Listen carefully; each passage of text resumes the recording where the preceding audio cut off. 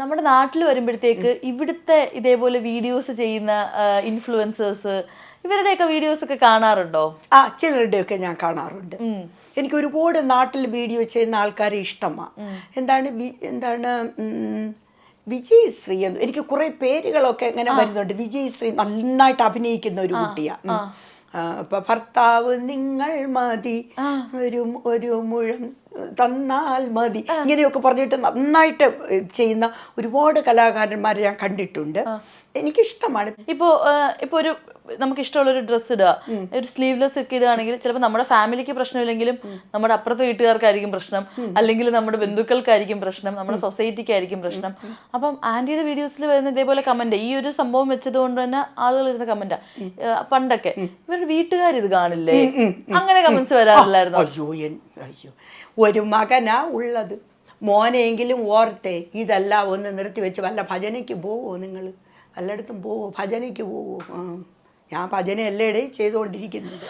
അപ്പം ഞാൻ ആലോചിക്കുകയാണ്, എന്തുകൊണ്ട് സമൂഹത്തിൽ നമുക്കൊരു സ്ലീവ്ലെസ് ഇട്ടുകൂടാ, ഒരു ഇറക്കമുള്ള ഡ്രസ്സ്, കുറഞ്ഞ ഡ്രസ്സ് ഇട്ടുകൂടാ?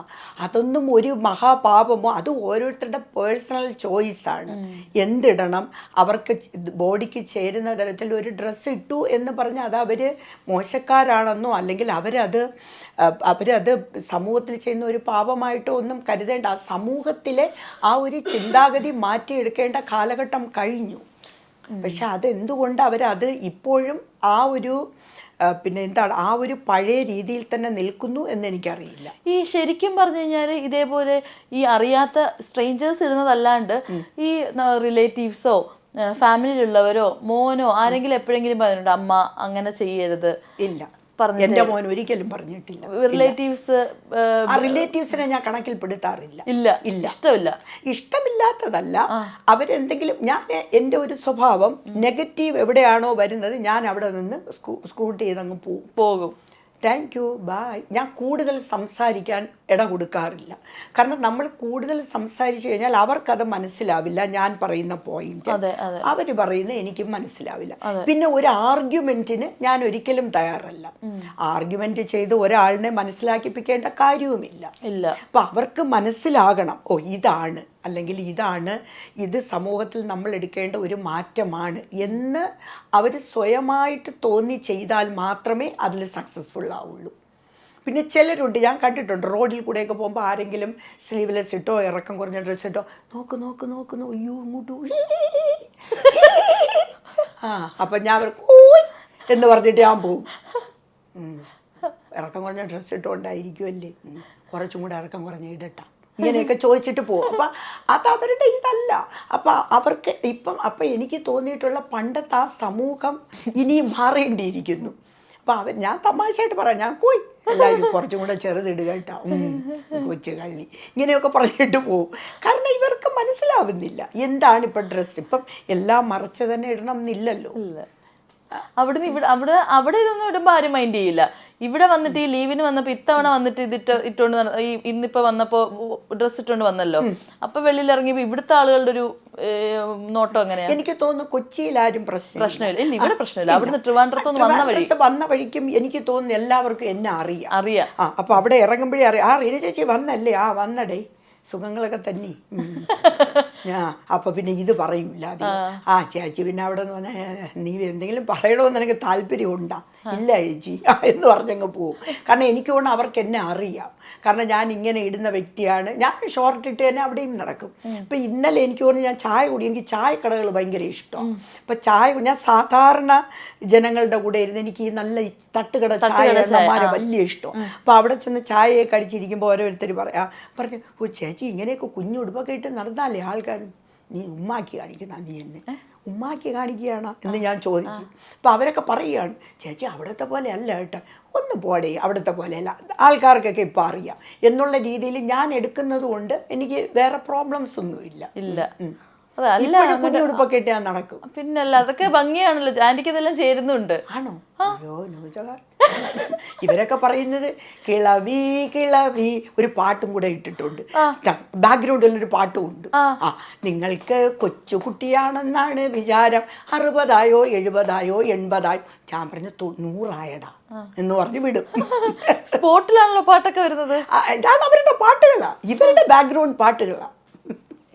ആര് പാടുന്ന പാട്ട്? പാടുന്നതല്ല, ഇവരുടെ ചിന്ത മനസ്സിൽ 60 എഴുതി വെക്കുമ്പോ ഞാൻ പിന്നെ അതിന് പാട്ടൊക്കെ കൊടുത്തങ്ങ് ഇടും. ഓരോ പാട്ടിരിക്കട്ടെ. ഈ സംസാരം കേട്ടപ്പോഴത്തേക്കാ ഈ അണ്ണൻ ആരാ? എല്ലാം നമ്മളെ തിരുവനന്തപുരത്തുള്ള അണ്ണന്മാരും അണ്ണികളും അല്ലേ. വീഡിയോസ് ഇടുമ്പോഴത്തേക്ക് അണ്ണന്മാരും അണ്ണികളും എന്നൊക്കെ പറഞ്ഞു. എല്ലാ തിരുവനന്തപുരം സ്ലാങ് എനിക്ക് ഇഷ്ടമാണ്. എപ്പോഴും അതെനിക്ക് ഭയങ്കര ഒരു ഹാപ്പിനെസ് തരും. അത് അതിനു വേണ്ടി സംസാരിക്കുന്നു എന്നേ ഉള്ളൂ, അത്രേ ഉള്ളൂ. എവിടെ പോയാലും ട്രിവാൻഡ്രത്ത് വരുമ്പോഴാണല്ലേ ഒരു ഹാപ്പിനെസ് ആണ്. കാരണം നമ്മുടെ നാട്, ഇപ്പൊ കേരളത്തിൽ എവിടെ വന്നാലും നമ്മുടെ നാട്, നമ്മുടെ ആൾക്കാര്, പിന്നെ വളരെ എനിക്ക് തോന്നുന്ന അവിടുത്തെ ആൾക്കാരെക്കാളും നമുക്ക് നമ്മുടെ ഒരാൾക്കാര്, നമ്മുടെ ഒരു രാജ്യം, നമ്മുടേതായിട്ടുള്ള ഒരു എന്തൊക്കെയോ ഒരു എന്താണ് നമ്മുടെ കേരളം എന്ന് പറയുമ്പോൾ അത് അങ്ങനെ തന്നെയാണ്, ഒരു ഇമോഷനാണ്. ഇപ്പം ഈ പണ്ട് ഈ പറഞ്ഞ പോലെ UK പോവുക അതൊക്കെ ഒട്ടും കോമൺ അല്ലല്ലോ. അപ്പൊ എപ്പോഴെങ്കിലും ചെറുപ്പത്തിലൊക്കെ ആഗ്രഹിച്ചിട്ടുണ്ടായിരുന്നു അബ്രോഡ് പോയി സെറ്റിൽ ആവണം എന്നൊക്കെ? എനിക്ക് എബ്രോഡ് പോയി സെറ്റിൽ ആവണം എന്നുണ്ടായിരുന്നില്ല. ബട്ട് എനിക്കൊരാഗ്രഹം ഉണ്ടായിരുന്നത് എബ്രോഡ് പോയി, ഇപ്പം UK തന്നെ എന്നല്ല, ഏതെങ്കിലും കൺട്രികളിൽ പോയി വർക്ക് ചെയ്യണം എന്നൊരാഗ്രഹം ഉണ്ടായിരുന്നു. അങ്ങനെ സെറ്റിൽമെന്റ് ആയിട്ട് എനിക്ക് തോന്നിയിരുന്നില്ല. ബട്ട് ഇപ്പം ഞാൻ UK ആയപ്പോഴത്തേക്ക് എന്നെ സെക്യൂർ ചെയ്യാൻ വേണ്ടി ഞാൻ ബ്രിട്ടീഷ് സിറ്റിസൺ ആയി. കാരണം ഇൻ കേസ് എന്തെങ്കിലും ഒരു ഇതിപ്പോൾ ഇതുപോലത്തെ സിറ്റുവേഷൻ വരുവാണെങ്കിൽ നമുക്ക് പിന്നീട് അത് നമ്മൾ റിഗ്രറ്റ് ചെയ്യേണ്ട കാര്യമില്ല. പിന്നെ ഞാൻ അവിടെ ടാക്സ് പേ ചെയ്യാണ്, ഞാനത് കറക്റ്റായിട്ട് ഹാർഡ് വർക്ക് ചെയ്യുന്ന ഒരു ലേഡിയാണ്. അപ്പം ഞാനത് ചൂസ് ചെയ്തു എന്നേ ഉള്ളൂ. കാരണം എൻ്റെ ലൈഫ് സെക്യൂർ ആക്കാൻ വേണ്ടിയിട്ടാണ്. പിന്നെ ഈ പണ്ടത്തെ ഒരുപാട് ആഗ്രഹങ്ങൾ പറഞ്ഞല്ലോ. ഇപ്പോൾ പണ്ട് കൊച്ചിലത്തെയുള്ള എല്ലാ ആഗ്രഹങ്ങളും സഫലീകരിച്ചില്ല. ഇനി എനിക്ക് നല്ല ഭരതനാട്യം ഒക്കെ പഠിക്കണം. ആണോ? തോം തോം തോം. പക്ഷെ അത് നടക്കുമോ എന്ന് എനിക്കറിയില്ല. എല്ലാം നടക്കുന്നതല്ല, അത് നടക്കും. അവിടെ ക്ലാസ്സസ് ഉണ്ടോ? അതിന്റെ ക്ലാസ്സസ് ഉണ്ട്, പക്ഷെ ടൈം ഇല്ല പോകാൻ, അതാണ് പ്രശ്നം. അപ്പൊ എപ്പോഴെങ്കിലും ഇതുപോലെ പ്രാക്ടീസിനൊക്കെ പോവാൻ ഇനി നമുക്ക് പതുക്കെ നോക്കാം. ഇപ്പൊ കുറെ ഇവന്റ്സ് ഒക്കെ വരുന്നുണ്ട്, ഇവന്റ്സുകാർ വളരെ ഹാപ്പിയാണ്. അപ്പൊ ഞാൻ അതിൽ എൻജോയ് ചെയ്യുന്നുണ്ട്. ഇപ്പൊ മലയാളി അസോസിയേഷൻ ഇപ്പൊ ഓരോ ഇവന്റ്സ് അവർ കണ്ടക്ട് ചെയ്യുന്നത്, അപ്പോൾ അവരുമായിട്ടൊക്കെ. അപ്പോൾ എനിക്ക് സോഷ്യലൈസേഷൻ ഒരുപാട് ഇഷ്ടമുള്ള ഒരാളാണ്. അപ്പോൾ അവിടെ തന്നെ ഇപ്പോൾ ഒരു റോക്സാൻ ഷോ നടന്നു, ഒരുപാട് എന്നെ ആദരിച്ച ഒരു ചടങ്ങ്. അതുപോലെ ജിബിയുടെ ഒരു ഷോ നടന്നു. ഇതൊക്കെ ഒരുപാട് നമ്മളെ എന്തോ എനിക്ക് 4-5 അവാർഡ് കിട്ടി. ഇപ്പോൾ ശാരികയുടെ ജ്വാല, ഇങ്ങനെ ഒരുപാട് അവാർഡുകൾ കിട്ടി. അപ്പോൾ അതൊക്കെ എനിക്ക് ഒരുപാട് സന്തോഷം. പിന്നെ അതിലേറെ ഉപരി എനിക്ക് അവരുമായിട്ട് സോഷ്യലൈസ് ചെയ്യാൻ പറ്റുന്നത് എനിക്ക് ഒരുപാട് സന്തോഷം. എനിക്ക് തോന്നുന്നത് ഞാൻ ഒറ്റയ്ക്കുള്ള ഒരു ലൈഫ് ലീഡ് ചെയ്യുന്നത് കൊണ്ടാവാം. കാരണം ഇത്തരം ആൾക്കാരുടെ കൂടെയൊക്കെ നിന്ന് എനിക്ക് അല്ലെങ്കിലും എനിക്കിങ്ങനെ ആൾക്കാരെ ഇഷ്ടമാണ്, ഇങ്ങനെ അവരെയൊക്കെ. കാരണം എൻ്റെ വർക്ക് പ്ലേസിൽ എപ്പോഴും പറയുന്ന, ഇപ്പം എനിക്ക് ഇന്നലെ മെസ്സേജ് വന്നതേ ഉള്ളൂ, ഞാൻ മോനെ ഓ മൈ ഗോഡ് നമ്മളെല്ലാവരും മിസ് ചെയ്യുന്ന റീന, വാ കയറി വാ, എൻ്റെ കൊളീഗ്സ് വാ മിസ് യു സോ മച്ച്. ഞാൻ പറഞ്ഞു ഓക്കെ വരുന്നുണ്ട്, 2-3 ദിവസമില്ല അവിടെ വെയിറ്റ് ചെയ്യും. അപ്പോൾ ഈവൻ ദോ അപ്പോൾ അവരെല്ലാം ഞാൻ എൻ്റെ കൊളീഗ്സിനെ കംഫർട്ട് സോണിൽ നിർത്തും. കാരണം അവർക്കിപ്പോൾ എന്തെങ്കിലും അറിയൂ ഓക്കെ. അപ്പോൾ അവർക്ക് എന്തെങ്കിലും ഒരു ബുദ്ധിമുട്ടുണ്ടാക്കാതെ അവരുടെ ആ ഒരു ഇപ്പോൾ അവർക്കറിയാതെ സ്റ്റക്ക് ചെയ്യുകയാണെങ്കിൽ ഞാനത് ചെയ്യും. അപ്പോൾ അവരെ ഹെൽപ്പ് ചെയ്യും. അതിൻ്റെ കൂട്ടത്തിൽ ഒരുപാട് ഇതുപോലെ ഇടയ്ക്കിടയ്ക്ക് ഇങ്ങനെ തഗ്ഗുകളും കോമഡി അടിക്കുക. ഞാൻ പറയാം. അപ്പോൾ അവരിപ്പം ഭയങ്കര ഇതിലെനിക്ക് ഓ മൈ ഗോഡ്, അപ്പോൾ അവരെ ആ ഡൈവേർട്ട് ചെയ്ത് കൊണ്ടുപോകും. അപ്പോൾ അവർ പറയും oh my god Reena I miss you. ഇന്നലെയും ഞാൻ ഒക്കെ പറഞ്ഞു ഓ എനിക്ക് കം ബാക്ക്, ഭയങ്കര ഡെസ്പറേറ്റ് ആയിട്ട്. കാരണം അത് എനിക്ക് തോന്നുന്നത് നമ്മൾ വർക്ക് പ്ലേസ് ഒരിക്കലും വർക്കാകാതെ റിലാക്സ്ഡ് ആയിട്ട് അവരെ കൊണ്ടുപോകാൻ എനിക്ക് തോന്നുന്ന മാനേജ്മെൻറ്റിലാണ് ഞാനുമെങ്കിലും ഞാൻ ഒരിക്കലും ഒരു ഡെപ്യൂട്ടിയാണ് ഓ ഞാനിങ്ങനെ ഞാൻ പറയുന്നത് നിങ്ങൾ അങ്ങനെ ഒരു ഇതിൽ ഞാൻ എടുക്കും ഒരിക്കലും ഫ്രണ്ട്ലി ഇല്ല. അതിൽ ഞാൻ അവർക്ക് കൊടുക്കേണ്ട സപ്പോർട്ട് കൊടുക്കും. ബട്ട് ഇൻ കേസ് അവർ ആ ഓൺ ദ സ്പോട്ട് അത് ചെയ്തില്ലെങ്കിൽ എനിക്കിത് വരും. കാരണം അപ്പം ഞാൻ പറയും you didn't finish because I trust you, because you have to finish on right time, അല്ലെങ്കിൽ അത് ഇതാവും എന്ന് പറഞ്ഞ് അവർ ഇത് ചെയ്യും. അത് പറഞ്ഞില്ലെങ്കിൽ പണി നടക്കില്ലല്ലോ. പണി നടക്കില്ല. അപ്പം അങ്ങനത്തെ ഒരു ഇതിൽ അത് അവർക്കറിയാം. ഞാൻ പറയും ഞാൻ അതിൽ മാത്രമേ ഇതുള്ളൂ, ബാക്കി എല്ലാ ഇതും നമ്മൾ പിന്നെ എല്ലാ ഔട്ടിംഗ് ഉണ്ട് ഞങ്ങൾക്ക്, കുട്ടികളെ കൊണ്ട് പുറത്ത് പോകണം, ഇതെല്ലാം ഞാൻ തന്നെയായിരിക്കും ലീഡ് ചെയ്യുന്നത്. അപ്പോൾ അവർക്ക് ഈസിയാണ് എൻ്റെ പുറകെ വന്നാൽ. അപ്പോൾ ഞാൻ തന്നെ ചൂസ് ചെയ്യും എവിടെ പോകണം, ഗാർഡൻ, ഫോറസ്റ്റ് സ്കൂൾ, അങ്ങനെ കുറേ കാര്യങ്ങളുണ്ട്.